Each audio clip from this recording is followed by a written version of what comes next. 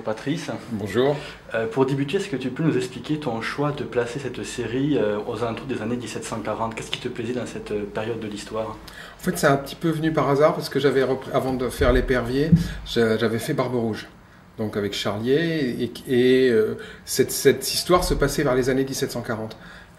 Même si au début c'était pas très bien précisé, j'avais décidé moi de la dessiner vers ces années-là, donc j'avais commencé à rassembler la documentation et il se trouve que je me suis rendu compte que cette période me plaisait parce qu'elle avait esthétiquement elle était très intéressante. J'aimais bien la forme des bateaux, le dessin des poupées d'éperons, les armes, le costume, etc.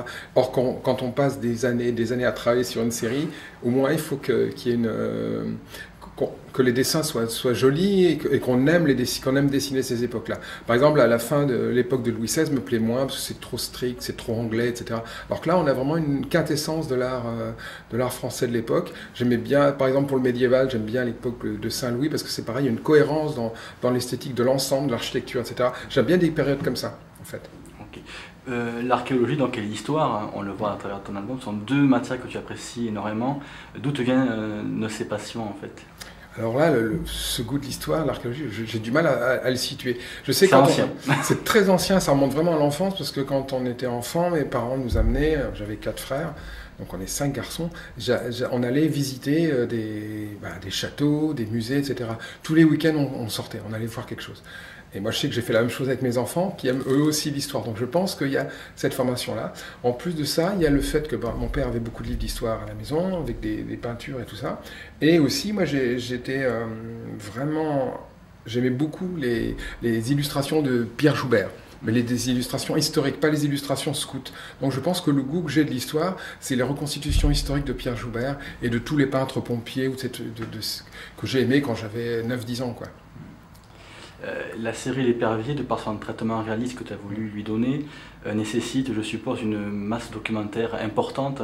Est-ce que tu peux décomposer pour nous ta façon de travailler dans ta recherche documentaire, justement? C'est vrai que c'est une masse énorme. Bon, il se trouve que pendant des années, j'ai fait de l'illustration historique en parallèle de la bande dessinée. Donc j'ai travaillé avec des historiens, des archéologues, et j'ai appris l'importance du détail historique qui a un sens aussi, pour moi, esthétique, et qui permet de montrer des choses originales. Et aussi, presque une facilité, parce que c'est plus facile de dessiner quelque chose qui a existé que d'inventer un truc faux qui sera bidon, n'importe quoi. Donc moi, j'ai pris dès le départ l'habitude de travailler, d'aller chercher la source. Alors déjà dans ma bibliothèque à moi, parce que j'ai pas mal documenté, après aux archives, dans les bibliothèques, un peu partout. Maintenant, il y a Internet qui est extraordinaire. Quand on sait bien fouiller, on va sur les sites des musées, etc. Donc on trouve plein de choses. Je vais beaucoup dans les musées. Je vais toujours sur le terrain quand je fais de la documentation. Là, je suis à Paris. Je suis allé faire la documentation sur des lieux que je vais dessiner dans le prochain album. Et des fois, le lieu est pas précis dans mon histoire. Le fait de voir un endroit, je me dis, tiens, il est tellement beau graphiquement que j'ai envie de l'utiliser. Donc, je vais essayer de trouver un bout de scénario, de séquence qui pourra se passer là.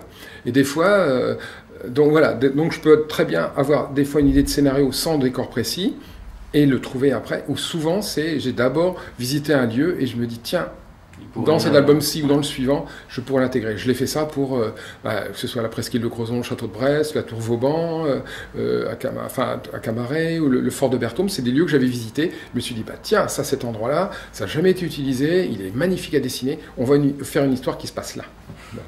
Et sinon, dans les rendez-vous de L'Épervier, tu présentes la belle équipe, donc ouais. Un peu le staff, on va dire, ouais. D'amis qui t'aident un petit peu, que ce soit au niveau des maquettes, etc., à affiner encore un peu plus ton dessin et ta vision de l'époque. Est-ce que tu peux nous parler un petit peu de cet apport-là? Alors effectivement, c'est très varié suivant les personnes. Bon, sans qui la BD n'existerait pas, c'est Jean Boudriot, l'archéologue naval Jean Boudriot, qui a maintenant un peu plus de 90 ans, et qui a fait, en fait, j'ai travaillé d'après ses livres, il a fait le vaisseau de 74 canons, qui a aussi servi de référence à Bourgeon pour les passagers du vent, et il a fait des monographies sur les différents types de bateaux que je dessine. Et de manière absolue, absolument magique. À chaque fois que j'avais besoin d'un type de bateau, il en faisait une monographie. Alors que ça prend des années à faire. Hein. Alors c'est comme ça que j'ai pu dessiner un bateau marchand, une frégate, qui est devenue la frégate de l'Épervier, etc. Il se trouve qu'après, il y a un modéliste qui a utilisé ces mêmes plans pour faire la frégate de l'Épervier, pour dessiner cette frégate-là. Donc il a fait un modèle magnifique au 1,48e. Il se trouve qu'il habite à Quimper, à côté pas loin de chez moi, on a le même âge, on a fait des expos ensemble, on est devenus copains. Donc voilà, il m'a prêté sa maquette, j'ai fait des photos. Et puis les historiens Alain Boulaire, ben voilà, j'ai travaillé d'après sa thèse. En fait, souvent je travaille à partir des ouvrages de ces gens-là. Et après, je les contacte, ou eux me contactent, parce qu'ils ont besoin éventuellement de dessins. Très souvent, ça se passe aussi dans ce sens-là, donc c'est assez rigolo. Puis après, comme ce sont des gens passionnés, et que je suis passionné, ben voilà, on s'entend bien, quoi. Voilà. Tu n'as pas voulu faire de l'Épervier un récit qui est purement maritime, on va dire. Il y a certains tomes qui sont très terrestres, on va dire. Il fallait que, pour toi, c'était essentiel de trouver un équilibre entre les parties purement maritimes, vu que c'est quand même l'Épervier, et aussi les parties sur la terre, parce que du coup, il y a des personnages, notamment les personnages secondaires, qui pouvaient être plus creusés. C'est le problème du maritime, en fait. Je me suis rendu compte de ça, pas tout de suite, en fait. Au début, j'étais parti vraiment l'idée de faire une série très maritime. Mais en fait, sur un bateau, il ne se passe rien. Où c'est des choses très répétitives, où c'est très lent. Le personnage ne bouge pas. Mon personnage, c'est un capitaine de bateau. Donc, en principe, il ne bouge pas. Il est sur son bateau, il donne les ordres. Là, moi, je lui ai fait en plus monter dans les enfléchures et sur les unes. Normalement, le capitaine de bateau ne fait pas ça, quoi. C'est pas un truc... Donc, il y a peu de chances de le voir bouger. Il ne peut pas y avoir de personnages féminins, quasiment sur un bateau, sauf de transport, etc. Alors du coup, ça me gênait beaucoup.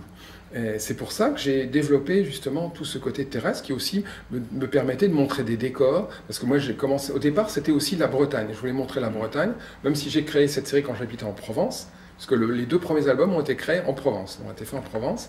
Donc c'était une Bretagne où je venais tous les ans en vacances, mais dont j'avais... Le fait d'être loin me permettait d'en saisir un petit peu la quintessence entre les couleurs, la végétation, les choses spécifiques. Quand on est trop imbibé dans le coin où on est, on ne voit plus le côté original des choses. Donc je voulais la Bretagne, du coup j'ai utilisé beaucoup le bord de mer en fait. Les ports, le bord de mer, mon personnage peut bouger, aller à cheval, aller d'un endroit à l'autre, etc. Il peut y avoir des personnages féminins. Par exemple, dans le prochain album, c'est une traversée. Dans le tome 9, le personnage va de France au Canada. Donc il y a une traversée, mais qu'est-ce qu'il va faire sur ce bateau? Ça dure 40 jours. Et par contre, du coup, pour que ça bouge, j'ai développé, j'utilise le personnage d'Agnès, qui est son amoureuse, etc., qui, elle, va, à la limite, un tiers du bouquin va lui être consacré, parce qu'elle, il peut se passer des choses sur Terre pendant 2 mois. Et justement, donc, tu parles d'Agnès, les personnages féminins jouent un rôle majeur, et on voit des femmes qui pour leur époque sont différentes de l'image qu'on a. Ce sont des femmes fortes, qui n'hésitent pas à s'opposer aux hommes. Mais en fait, justement, la difficulté, c'était ça aussi. Moi, venant de Barbe Rouge, il n'y avait pas de personnage féminin, quasiment pas. J'ai appris ensuite que Hubinon n'aimait pas les dessiner. Ce qu'il avait dit à Charlier, je veux pas de chevaux et pas de femmes. Et moi, quand j'ai dit à Charlie, j'ai dit, moi, je veux des chevaux et des femmes, si c'est possible. Donc, dans le 2e album, il m'a mis des chevaux, parce que j'adore dessiner des chevaux, et des personnages féminins. Et moi, j'avais envie de mettre des personnages féminins, et il n'y a pas tellement de choix. Si j'avais fait une bourgeoise, une femme d'artisan, etc., ou une paysanne, elle restait chez elle, s'occupait des mômes et tout ça. Donc, la seule possibilité, c'est une femme noble. Les femmes nobles, elles avaient une liberté. Tant qu'elles étaient jeunes filles, ou tout ça, ou qu'elles avaient un mari accommodant, elles avaient une grande liberté. Donc elle pouvait... Et on a des exemples de femmes qui faisaient salon, qui étaient très cultivées, qui savaient faire plein de choses, qui se battaient, qui montaient à cheval, etc., qui chassaient. Donc ça, on a des exemples-là. Et puis, à Brest, il y avait des prostituées. Plein de prostituées. Donc là aussi, c'est un autre caractère de femme, mais qui est très important pour les marins en plus, tout ça. Donc c'est pour ça que j'ai créé ces 2 personnages-là. Puis maintenant, j'en amène une 3e, une princesse indienne, donc là aussi, qui va avoir un rôle important. Donc, je trouve que ça contrebalance, et ça donne une part de romanesque, en fait. Barbe Rouge, c'était que de l'aventure. Avec l'Épervier, je voulais qu'il y ait aussi de l'aventure et du romanesque. Donc, et des rebondissements, du coup. Et du coup, des rebondissements, voilà, bien sûr.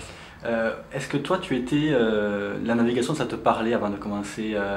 Est-ce que tu étais purement marin ou comme on a des auteurs qui sont très, comme Franck Bonnet par exemple, qui est très versé dans la marine? Non, moi pas du tout. En fait, de reprendre Barbe Rouge m'a fait connaître l'univers maritime. En fait, avec les ouvrages de Boudriot, le fait qu'à l'époque j'habitais Paris, j'allais souvent au musée de la Marine. Donc là, j'ai découvert les maquettes, les objets d'époque et tout ça. J'ai commencé à fouiller dans les vues de port. Et je me dis dis, mais c'est un univers magnifique. Et plus je fouille, et plus je trouve des choses magnifiques. Donc ça, c'est comme ça. Je l'ai découvert comme ça. Après, évidemment, moi, j'adore la mer, la vue de mer. Mais je suis pas du tout marin. Je suis monté sur des bateaux, j'ai navigué sur des bateaux. Mais c'est pas mon univers du tout, quoi. Et moi, j'étais plutôt médiéviste. Donc moi, ma période préférée depuis que je suis gamin, c'est le Moyen-Âge. Et là, je me retrouve à faire du 18e, mais c'est plus facile parce que c'est une époque un peu plus proche de la nôtre. On peut lui donner un langage un peu plus proche. Moi, je suis en plus au milieu du 18e. Il y a le commencement du siècle des Lumières. Donc mon personnage, il peut commencer à être quelqu'un d'un peu plus moderne que si c'était quelqu'un du Moyen-Âge. Et justement, lui, il est non seulement moderne, mais aussi il est libre par rapport à la noblesse de la cour de Versailles. Et justement, dans la nouvelle série, on voit cette opposition flagrante, criante entre Versailles qui est dans son cocon, où tout est au ralenti, et lui qui est libre. Ben voilà, c'est ce qui m'intéressait, c'est un peu ça, quand même, le côté corsaire. Le fait que c'était un personnage qui est effectivement d'une famille noble très ancienne, mais qui n'est pas du tout courtisan. Alors c'est vrai que le principe de Versailles, c'est les nobles sont à Versailles, comme ça le roi peut les contrôler. Hein, et lui, c'est pas ça. Et en plus, c'est un marin. Et ça, moi, c'est clairement quelque chose. Et c'est un peu la base presque du nouveau cycle. C'est l'opposition, enfin, par exemple, entre le comte de Maurepas, ministre de la Marine, qui veut à tout prix développer la marine parce qu'il sait que c'est important pour le commerce et pour la domination mondiale contre les Anglais, et le roi et sa cour et le ministre Fleury. Ah non, à l'ancienne, ce qui compte, c'est la terre d'abord. C'est exactement ce qui se passe actuellement ici. Tous nos présidents de la République se revendiquent tous d'être des terriens. On a très peu de marins. On n'est pas du tout un pays de marins, en fait. On n'a jamais pensé à l'indépendance de la mer comme les Anglais et les Hollandais, qui eux ont toujours su que c'était un moyen d'avoir de l'expansion. Et encore plus à l'époque, au XVIIIe. Et donc, mon personnage, les marins, c'était des gens qui allaient vers d'autres choses, qui découvraient d'autres pays, d'autres gens, d'autres cultures, d'autres territoires, enfin voilà, d'autres végétations ou alimentations, n'importe quoi. Donc, des gens curieux. Et opposés à des terriens qui, eux, au contraire, ont des milieux fermés, stables, ça ne bouge pas, les choses doivent toujours être pareilles, très conservateurs. Et justement, donc, Versailles, on le voit dans le nouveau cycle, tu as voulu aller très loin dans le détail. Comment tu t'es documenté sur ça? Tu es allé sur place, tu as pris des photos Alors effectivement, le premier album, je l'ai fait tout seul, entièrement tout seul. J'ai essayé de trouver le maximum de documentation sur l'époque. J'ai réussi à trouver des plans aux archives nationales des appartements de Louis XV, donc à l'échelle. Donc j'ai reconstitué les pièces au fur et à mesure. J'ai tout mis à l'échelle, j'ai essayé de trouver tous les tableaux qui étaient dedans, enfin toutes les descriptions de chaque pièce. Donc maintenant, je vais pouvoir dessiner toutes les pièces de l'appartement de Louis XV. Donc là, dans les prochains, je vais avoir de nouvelles pièces, toutes plus petites, mais que personne n'a jamais vues, des pièces complètement reconstituées parce qu'elles n'existent plus.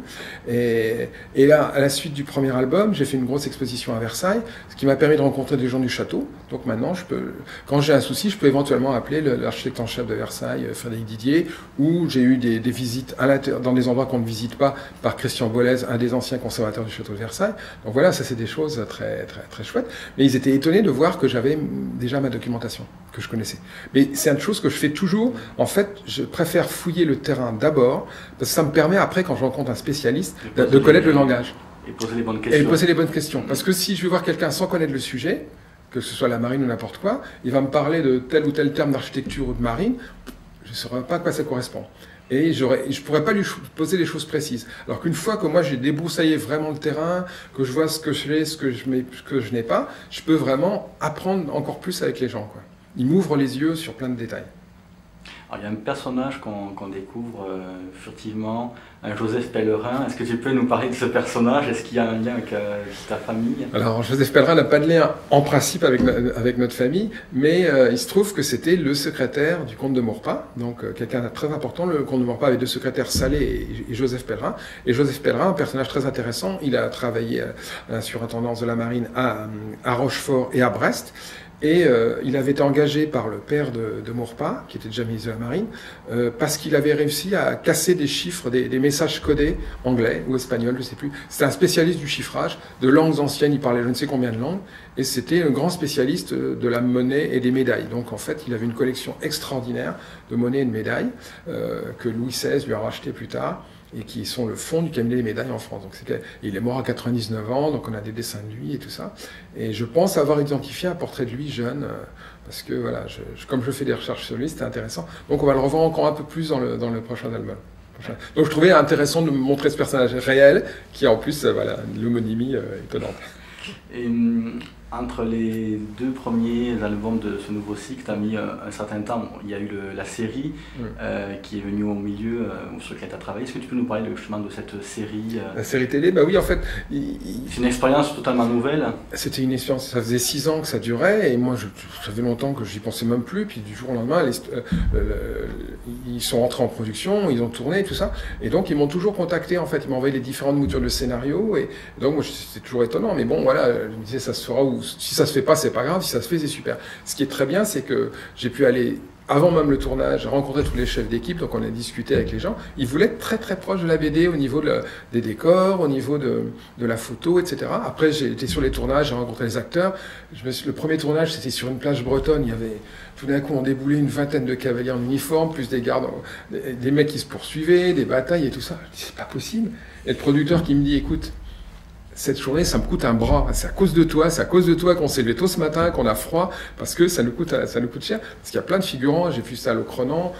Il y a des tournages en mer, des tournages partout. Donc c'était vraiment passionnant aussi. Et de voir comment les acteurs, justement, parce que j'ai assisté à des tournages avec des acteurs, que ce soit Lou Doyon ou tout ça, ou Martin Lamotte, voir comment, avec le même dialogue, suivant leur jeu, les choses changeaient.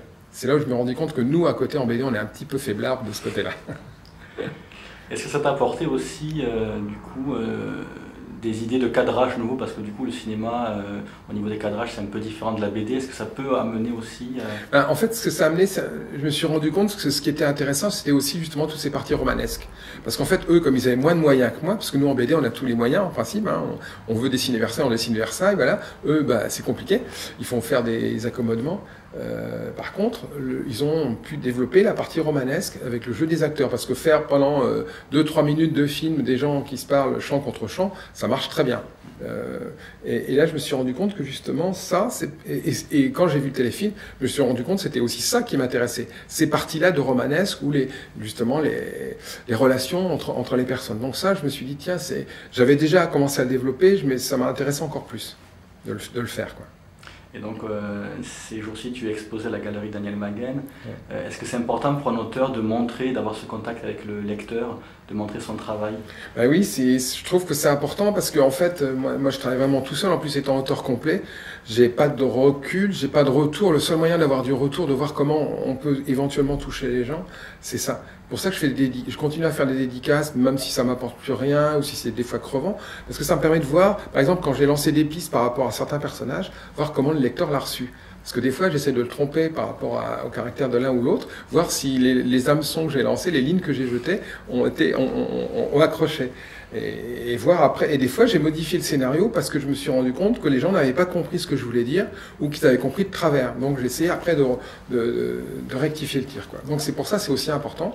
Et puis aussi, moi, en tant que je suis fan de BD, d'illustration, tout ça, j'adore voir les originaux. Et je me dis que c'est une opportunité pour les gens de voir des originaux. Donc là, à Maguen, c'est une expo vente, mais demain, je fais une expo à Cherbourg, au Cercle Naval de Cherbourg. Donc voilà, c'est juste pour montrer aux gens, quoi. Et ainsi que toutes les étapes du travail, la recherche documentaire, pour montrer que la bande dessinée, c'est un artisanat, quoi.